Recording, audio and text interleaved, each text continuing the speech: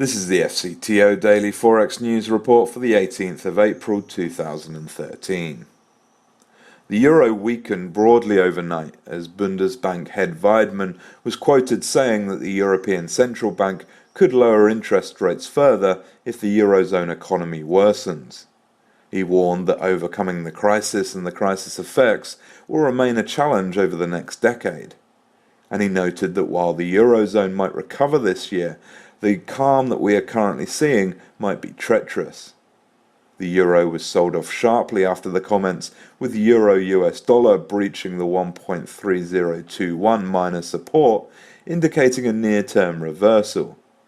More importantly, the weakness was rather broad-based, as euro-British pound is way off yesterday's high of 0.8636, and euro-Aussie dollar also dipped from 1.2738. A focus before the end of the week will be on whether euro-US dollar will dip below the 1.3 psychological level again. The G20 meeting will also be a main focus towards the end of the week. It's reported that the draft statement reiterated the pledge to refrain from competitive devaluation and a move to a market-determined exchange rate system. Japan will likely escape from direct criticism, even though the yen has weakened drastically in the past few months on expectation of the Bank of Japan easing. The statement noted that the global outlook is generally somewhat weaker and uneven, with unbalanced recoveries among developed and emerging economies. The draft noted that fiscal drag, policy uncertainty, impaired credit intermediation, private deleveraging, and an incomplete rebalancing of global demand continue to weigh on global growth prospects. Finally, it urged the US and Japan to carry out credible plans for medium-term fiscal consolidation. In China, the People Bank of China's Deputy Governor Yi Yang said the yuan's trading band will be widened in the near future. Yi pledged that the exchange rate regime will continue to reform in a market-orientated direction and to make market demand and supply to a large extent determine the rate. He noted current account surplus as a percentage of GDP peaked in the 2007-2008 period and has since then declined.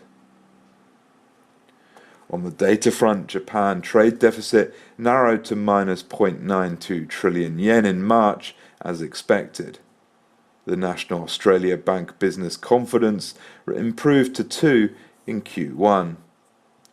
UK retail sales will be released in the European session, whilst other focus may yet again turn to European politics, when the Italian Parliament meet today to start voting on a new president. When the Parliament and regional deputies vote, the first three ballots require a two-thirds majority. Starting from the fourth ballot, an absolute majority is required for candidates to be elected. There will be 2 ballots per day, and the voting may take as many as 10 days. Romano Prodi, Giuliano Amato, and Melina Gabanelli are names in play, but it is unclear if any of them can win sufficient support.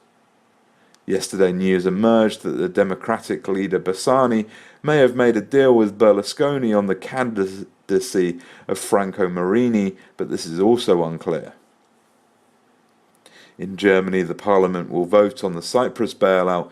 However, it seems that Merkel has already secured a comfortable majority backing for the package. In the US session, the Fed's Lacker, Kocher-Lakota and Raskin are all due to speak. The Philadelphia Fed Manufacturing Index and initial jobless claims will be watched for further signs of a US soft spot. And later in the evening, focus may return to the European crisis when Asmussen, Wren, Disselbloom and Reglin speak in Washington on the way forward for the Eurozone and Europe. For all the news affecting the Forex markets throughout the day, join us at forexcurrencytradingonline.co.uk. That's forexcurrencytradingonline.co.uk.